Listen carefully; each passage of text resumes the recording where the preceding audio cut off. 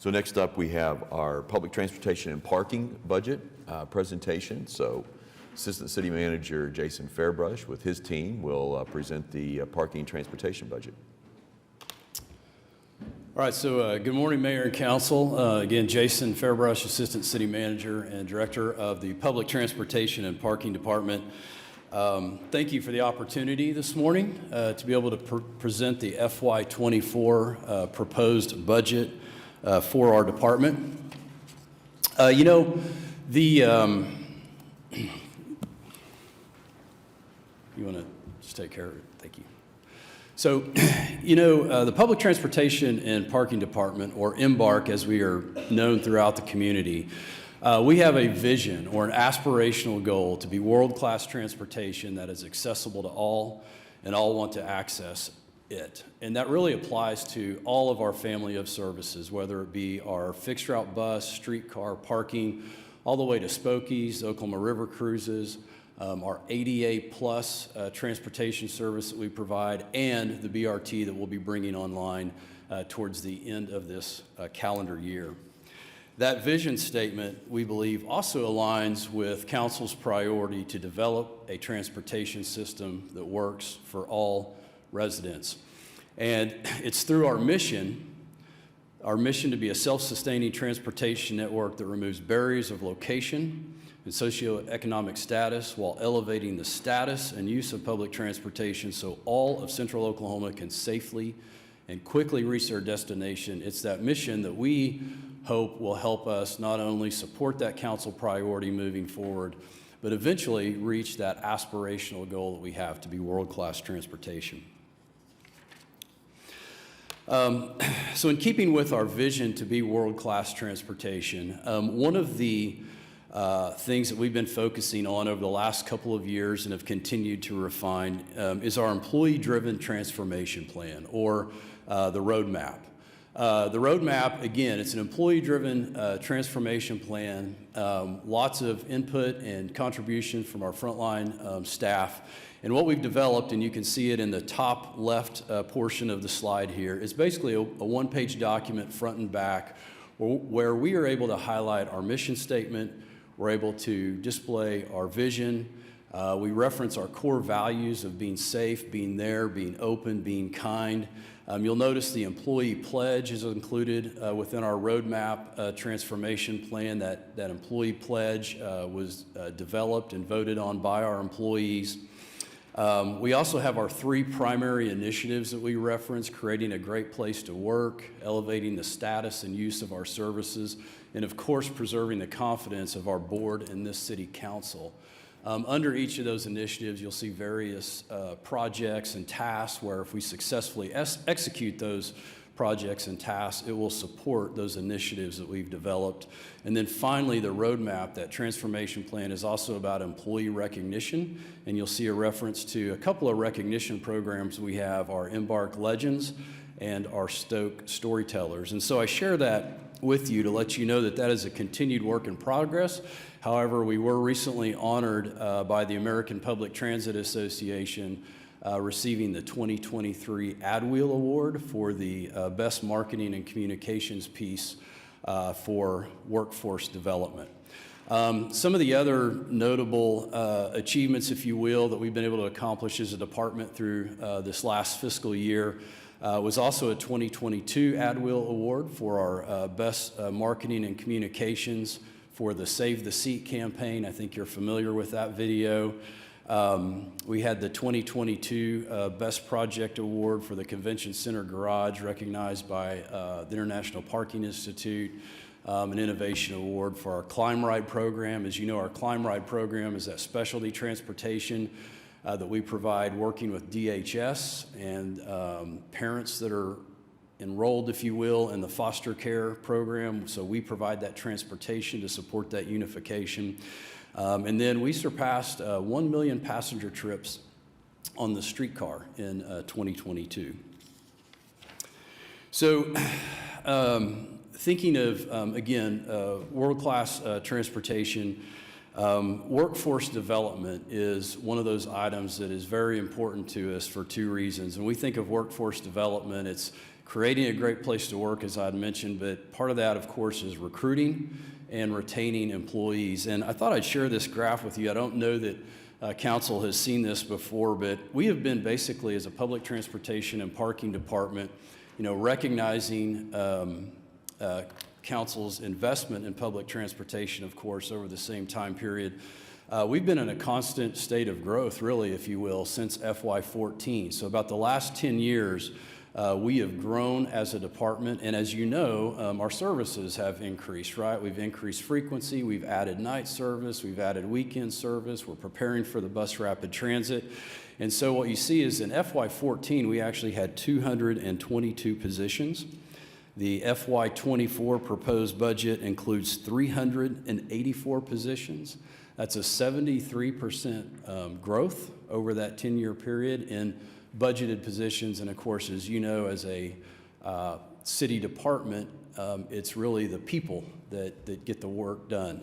And so it's really indicative, I think, of the trajectory that we're on and the growth that we've seen in transit.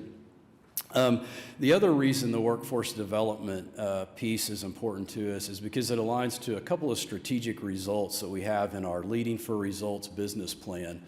Our budget director referenced that Leading for Results concept, I believe, in his presentation. I know that most of you are familiar with that. But one of our strategic results is to maintain a vacancy rate of about 8%. And I'm pleased to report that although that number does fluctuate from week to week, we are in the neighborhood of that 8% vacancy rate, at least at this time, and we know that it's a very competitive hiring market right now. The other reason the workforce development ties to our strategic business plan is we have a strategic result, a commitment to this council, to our residents, to finish the construction of the Bus Rapid Transit and stand up those operations by the end of basically this calendar year. And so again, hiring and training and retaining those employees so we can add that service is significant for us. So on the slide here, you can see over on the right some of the printed materials we use for our recruiting. We do aggressively recruit positions for our organization, have a dedicated recruiter. And then once we recruit those employees, we have just an incredible training team. You can see in the photo in the bottom left there, our primary trainer, Byron there, leading a class of new hires. He does just a tremendous job. The next slide here is, thinking about that growth. What that growth has allowed us to do is not only add services, but it's really allowed us to spend more time engaging in our community, developing those partnerships with community organizations, attending events that you can see pictured in this slide. But one of the things that you'll see in the proposed budget when we get to make a summary of major changes is the proposed budget includes an additional position for business development. And so just like we've fostered those relationships over the last few years with community organizations and nonprofits, we really want to add a business development position to help us continue that robust community engagement, but also be able to concentrate on visiting with some of our major employers and positioning transit as an alternative to getting to and from work for their employees. And so that's part of what the business development manager will help us with, whether it's a van pool program, fixed route bus, streetcar within the core. Basically, it's getting out there in the corporate community, if you will, and promoting our services, something very common in a lot of other transit markets. So as we continue to bring new services to the community, and I know I've mentioned a lot of them, and we've experienced this exponential growth, if you will, maintaining our customer satisfaction is very important to us. We want to grow in a way that our customers certainly still appreciate our business. And so what I have here is just the results of our most recent customer survey, and you can see that 78% of our customers rated overall satisfaction with our services as being satisfied or very satisfied. So with that 78% satisfaction rating, that too ties to one of our strategic results in our business plan, where our goal is actually to achieve 80%. So we didn't quite hit that stretch goal, but 78% is a very good number for us. And again, to give you a little bit of perspective, the national average for overall satisfaction within the transit industry is about 58%, and that comes from our consultant that you're familiar with, ETC Institute out of Olathe, Kansas. They do a lot of transit surveys. So although we have some room to grow and achieve our goal, we're doing, we believe, okay compared to the market. All right, so shifting from workforce development and customer satisfaction, I want to share a little bit of ridership data with you. Obviously, the resources that go to our budget primarily support that ridership and those passenger trips that we're able to provide. So the first slide we'll look at, and it's one you've probably seen before, but this is just a look at our total bus ridership. No surprise that we experienced a decline in ridership over the last 5 years, but as you can see, we have some positive momentum in FY22 and FY23, where we're actually projecting to finish this year, this fiscal year, with about 2.6 million trips on our bus system. Now, I'm going to go through some other slides in the presentation where we'll look at streetcar ridership, we'll look at mobility management ridership. And if you start adding all those ridership numbers together, we're actually estimating we'll finish the year at about 3 million trips system-wide.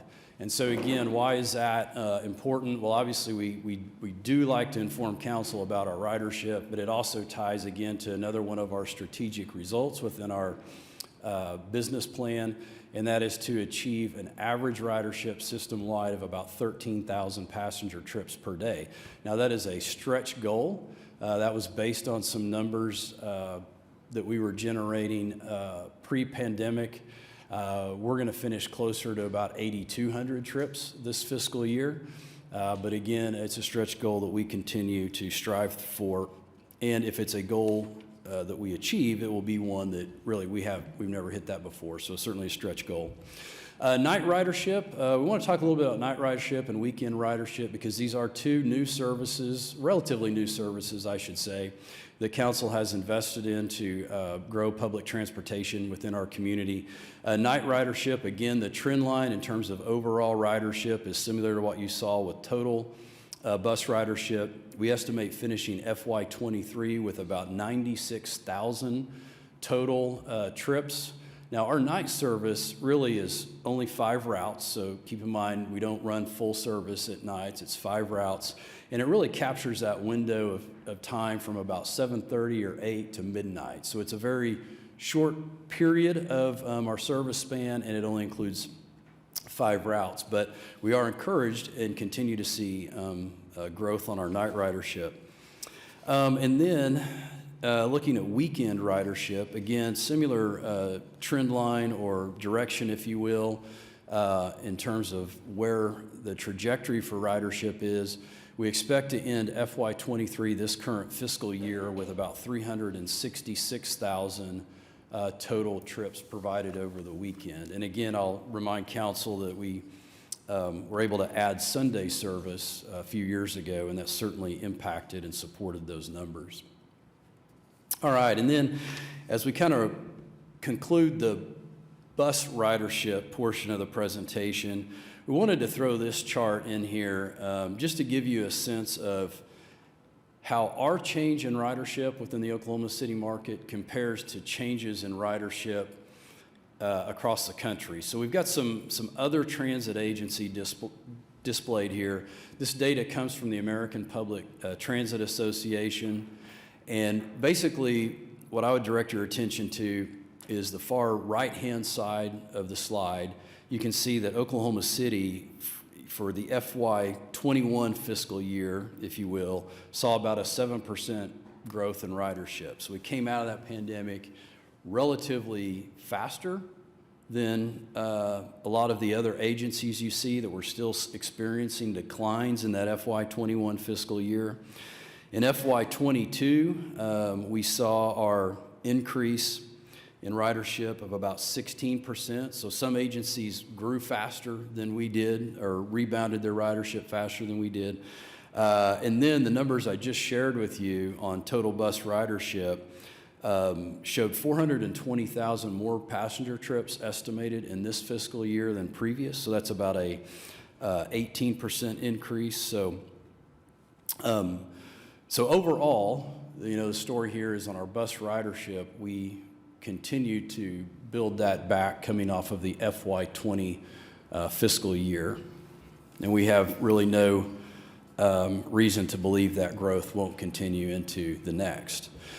Next slide looks at streetcar ridership. It's a little bit different than fixed route ridership. We know that the primary users of our fixed route system use our system to get to and from work.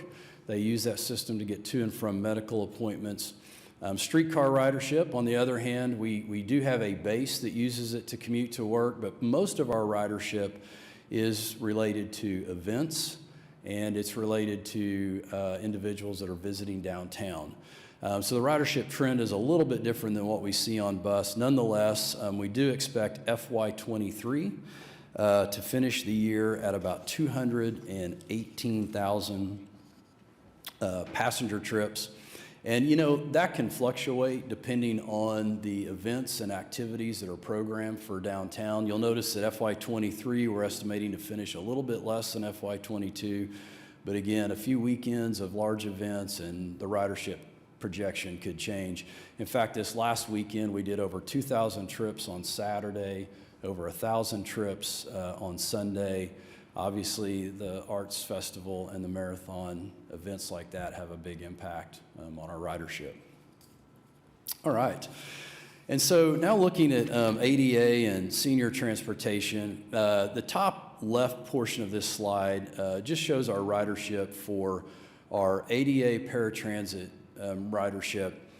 This is the ridership that we provide through our EMBARK Plus service. And again, just as a reminder, EMBARK Plus is a curb-to-curb, if you will, service is the way we describe it. Customers qualify for the service. They qualify because for specific reasons they're unable to use the fixed route service. And so they will schedule a trip in advance. We will pick them up at their point of origin, take them directly to their destination, and oftentimes provide a trip back to where they started.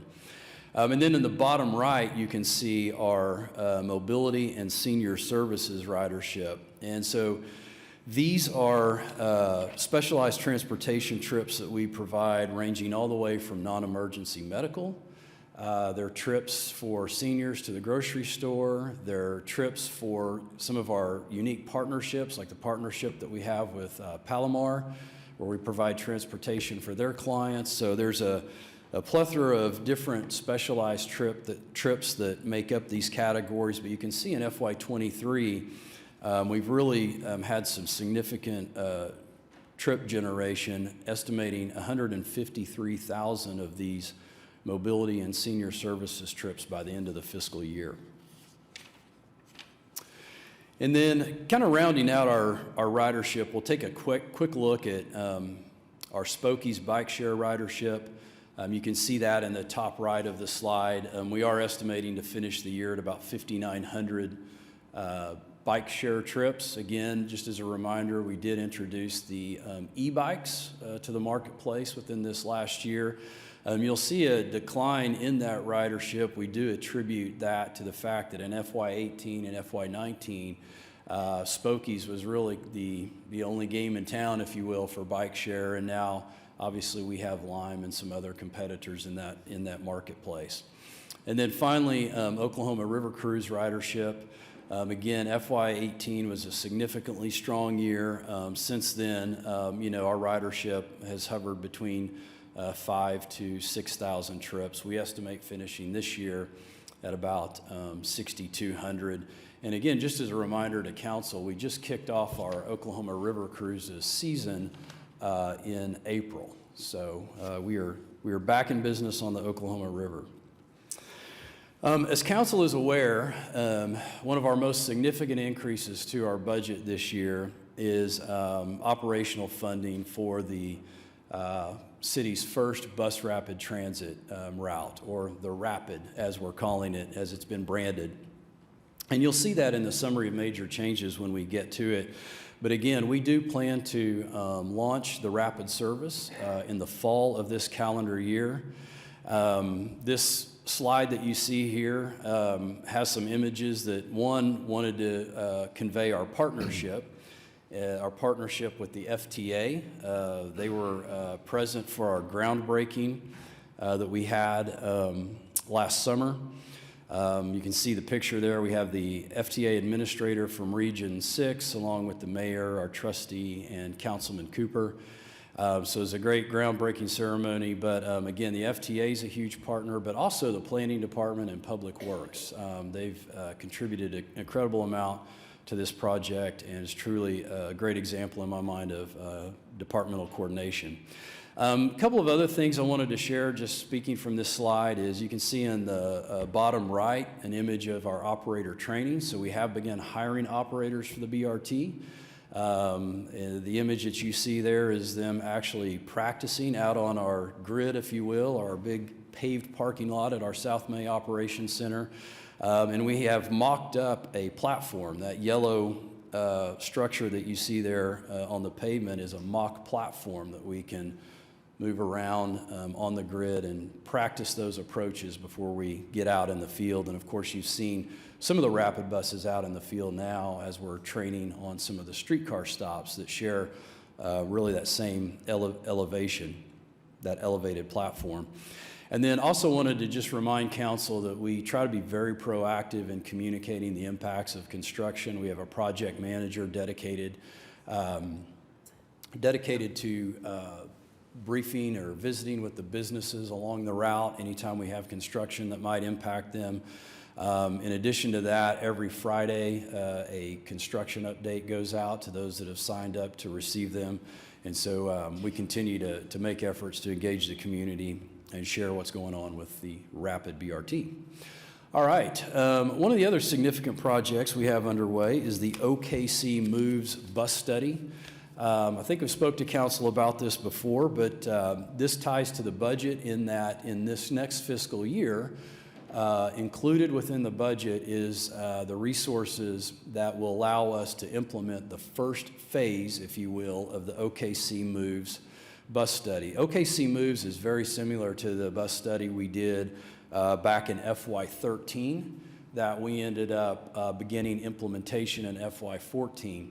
And so we conducted the OKC Moves study because we understand that our community, our employers, where people live, where people want to go, all that has changed over the last 9 or 10 years. We want to make sure that our bus system, the backbone of our transit system, is modern, it's still relevant, it gets people where they need to go. And so we finished that study, and again, we're implementing that first phase within the upcoming budget year.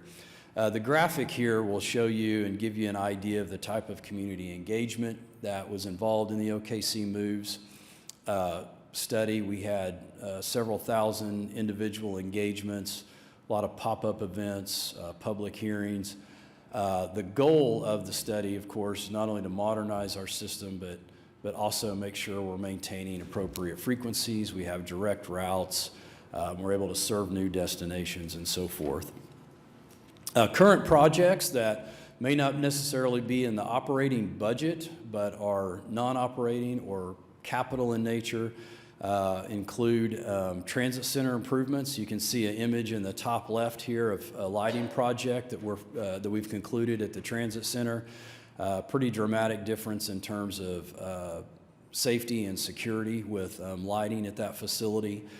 We also continue to work with OCANA and the First American Museum for developing a landing to serve those facilities along the Oklahoma River. And then again, at the bottom of the slide, I won't read all of those to you, but we have a collection of other projects that we continue to work on and we'll see through within the next fiscal year. Wanted to speak just briefly about MAPS 4 because I think it's important for council to know that as a department, when we sit down and think about resource needs and developing the budget, we acknowledge the fact that MAPS 4 has several transit-related projects in it, and we want to make sure our operating budget can support any of those capital projects MAPS 4 brings forward and finishes up.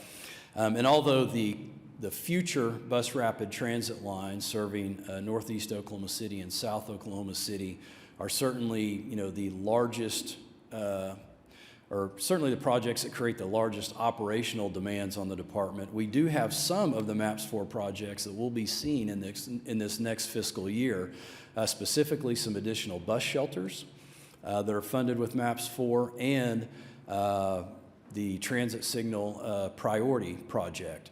And so, as you'll see on the summary of major changes that we'll get to here in a minute, we have included in this budget a proposal to add some positions to enhance our bus shelter cleaning program, knowing that we have more shelters coming online, and then adding a position to manage that overall citywide traffic signal priority.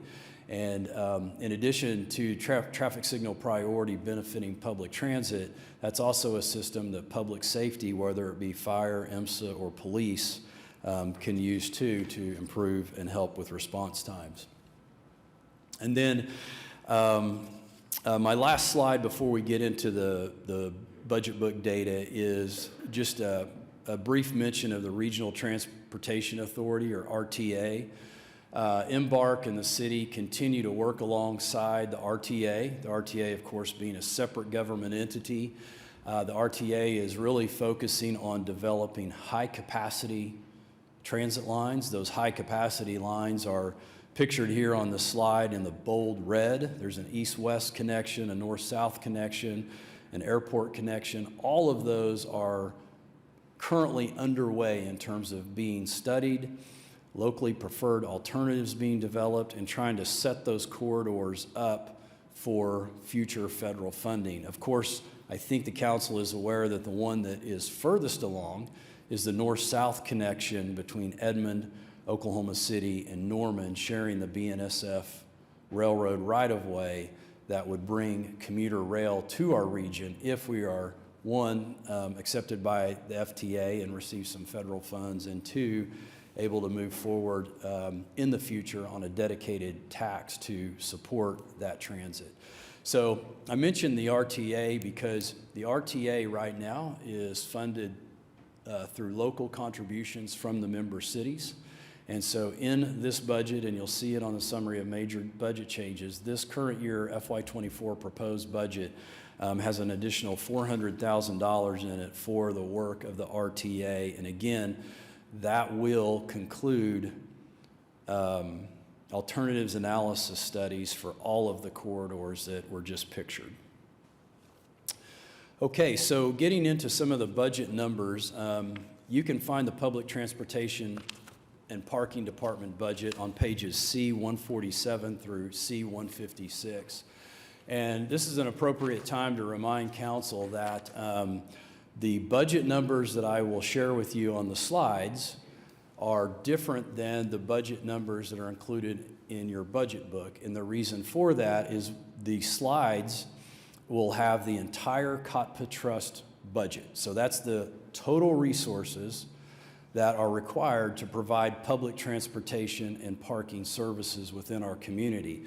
A big portion of those resources comes from the city's general fund, but we also have other funding sources such as parking fees, fare revenue, federal grant revenue that really make up that overall COTPA budget. So to give you a better picture of the total resources for parking and transit services, we generally always focus on the COTPA budget.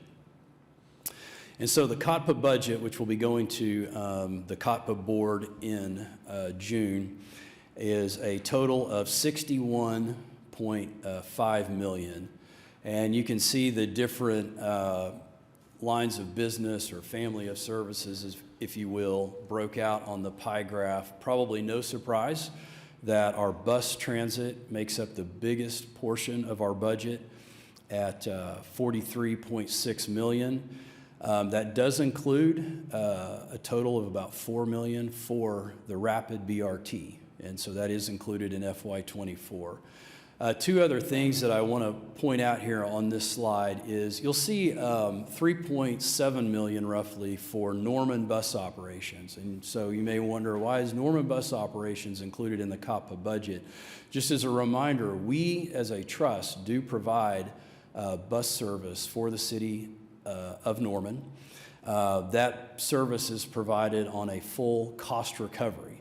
So there's no city general fund dollars that go into providing that service. So although we budget $3.7 million for those operational costs, when we get to the revenues, you'll see a revenue source from the city of Norman where they basically pay for all of that service, plus a slight markup basically just to cover the overhead costs, if you will.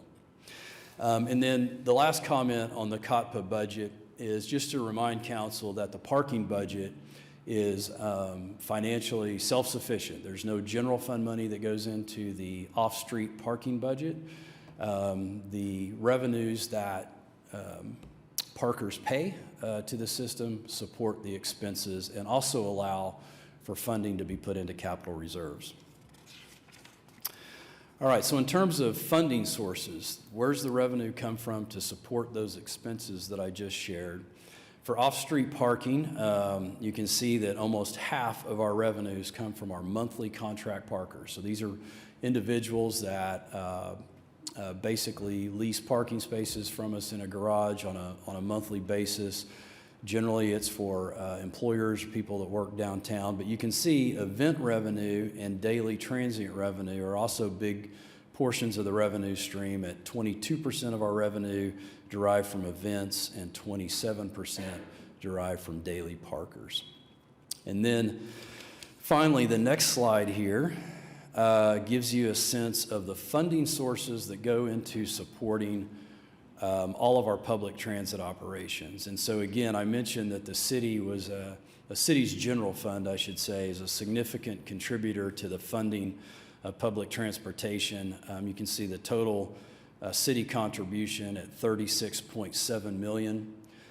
Federal grants are the next biggest portion of the pie, if you will, at about 8.6. Our fare revenue, our fares that we charge generate about $2.5 million. We do receive, or we have programmed in our operating budget, about $1 million from the state. And then there's that Norman revenue that I mentioned where they basically pay COTPA for the services provided. Here's a look at our budget, thinking of comparing FY23 to FY24. You can see that our total budget is increased by about 13%.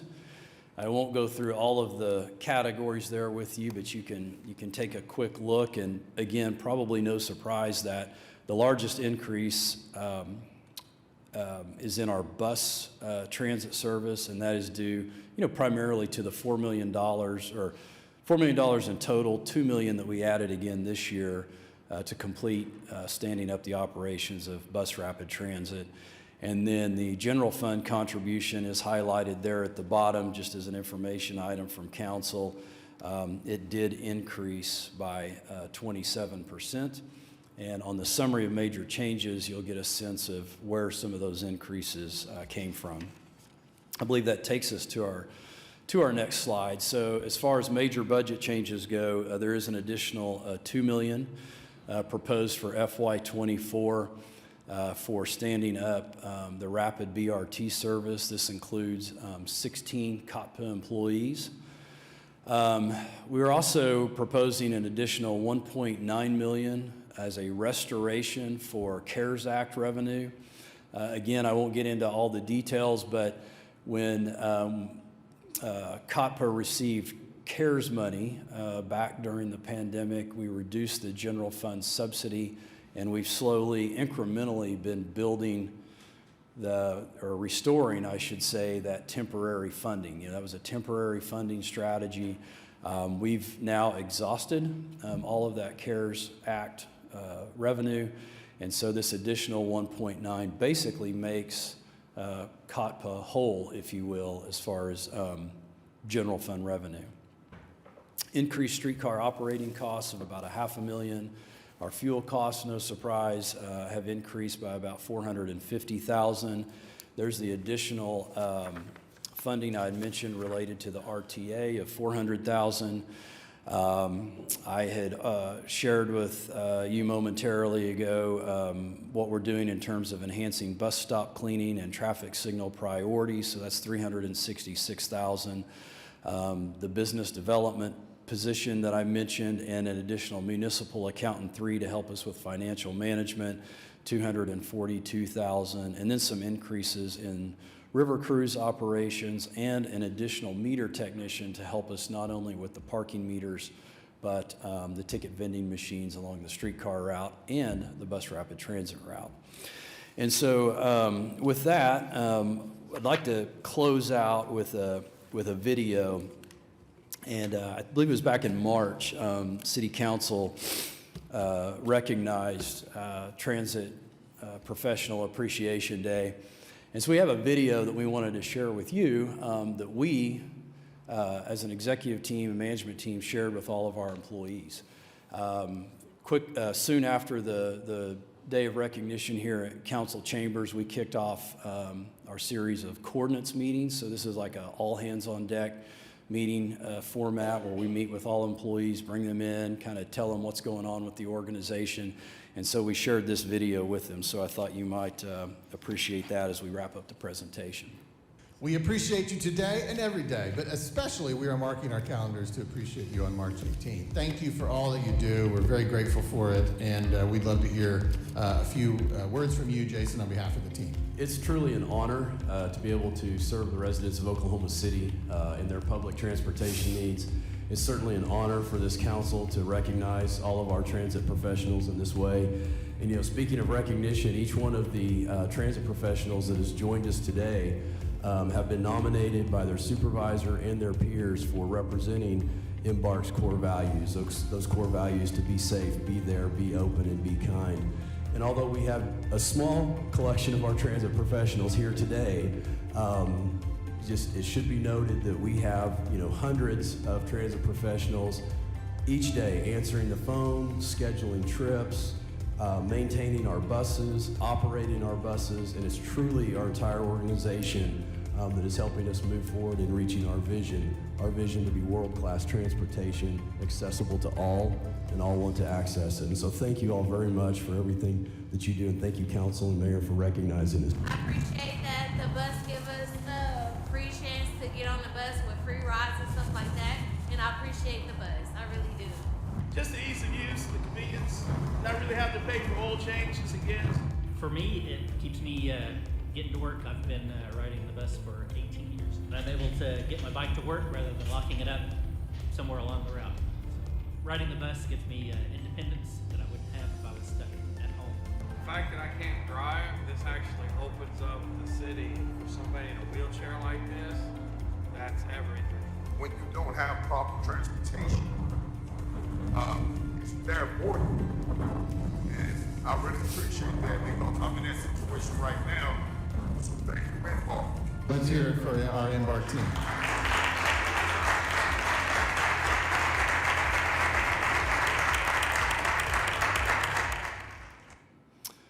All right, so thank you for that.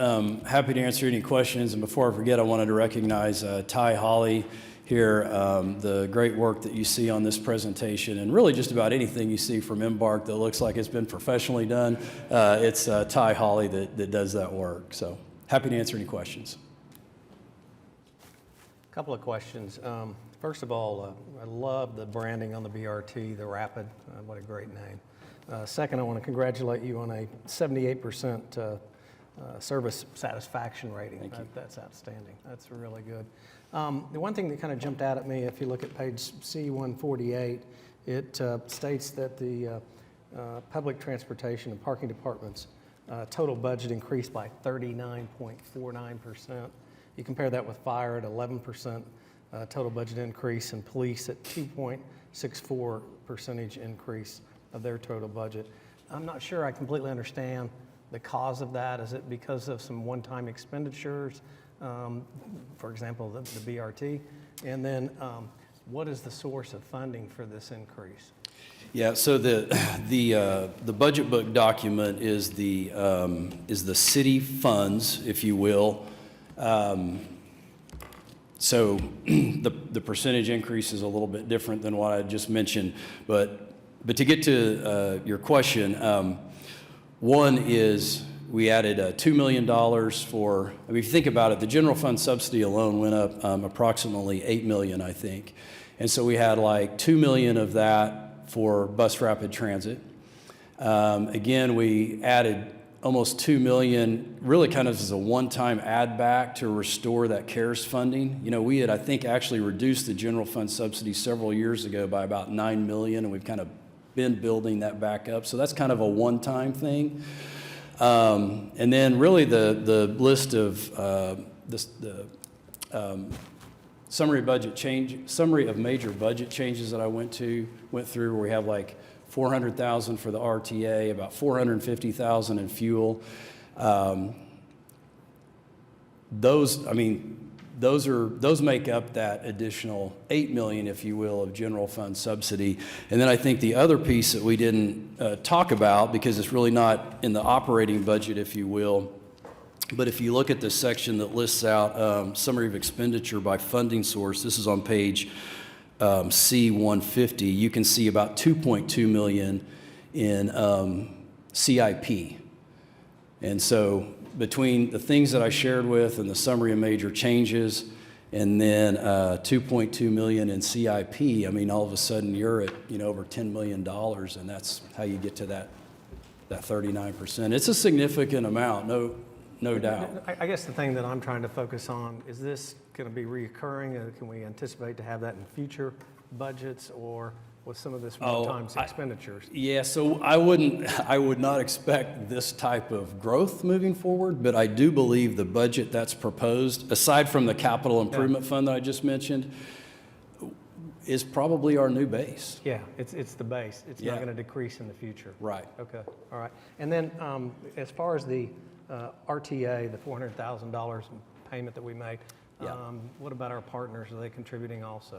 Yeah, they are, and actually, if there's one item, look back up to your other question, if there's one item that might fluctuate, may go down, is that RTA funding, because this is kind of, we've been on a 4-year plan with the RTA, and this is kind of the culmination, that 4th year where all of the plans are being completed, so it's kind of our most expensive year.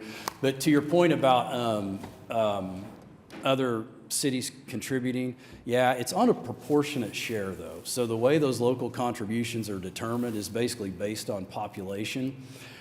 So their amounts all increase significantly also, but between the other two participating cities, it was probably around $400,000 between the two. I mean, just to kind of establish a timeline, we're waiting on word about federal funding. Are we looking at a year till we find something out, 2 years? What's the timeline? Yeah, so I'll speak very generally because it will be a policy decision. There's two points, if you will, that we'll have to have policy decision on. What I can tell you though is that the work that the RTA is doing, by approximately this time next year, you know, looking at the start of fiscal year 25, the RTA will be in a position to submit an application to the FTA requesting funding for commuter rail. Now, the caveat to that is we'll also have to have a plan in place to come up with the local share of that project, which means we'd have to have a dedicated funding source for transit. So that's where the policy decision comes in. So work will be complete, and the RTA will basically have done as much as it can do until a dedicated tax is approved by about this time next year. All right, thank you for your help. Thanks, Jason. Appreciate that. Ooh. Can we go back to the slide that's the BRT route, please? I think it's there you go, that one? Yes. Council, here's where I need your help. So make sure visually you're looking at that Northwest Expressway class and corridor. Earlier in my opening remarks, I mentioned kind of how the Paseo developed originally, and I called it a streetcar suburb. So where I'm gonna need help in the next bond is with some continuing infrastructure investments, but also housing, and here's why. So I'm reading from governing.com, which is as clear-cut, like policy-minded as you can imagine. But what they called a streetcar suburb, they mention here, they weren't dominated by single-family homes, as many American suburbs are today.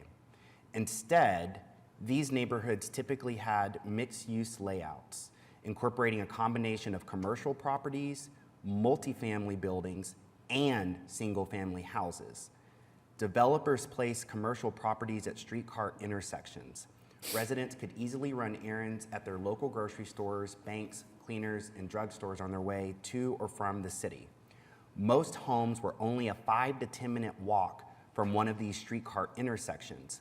Developers typically built a combination of multi-unit and single-family homes, making the streetcar suburb accessible to families with a variety of incomes. Streetcar suburbs like Somerville outside of Boston became well known for their triple-decker homes. The facade of a triple-decker, it's hard to say, triple-decker, looked similar to a single-family home, but each building had 3 family units within. These structures allowed lower middle-class families to more easily purchase a slice of suburbia.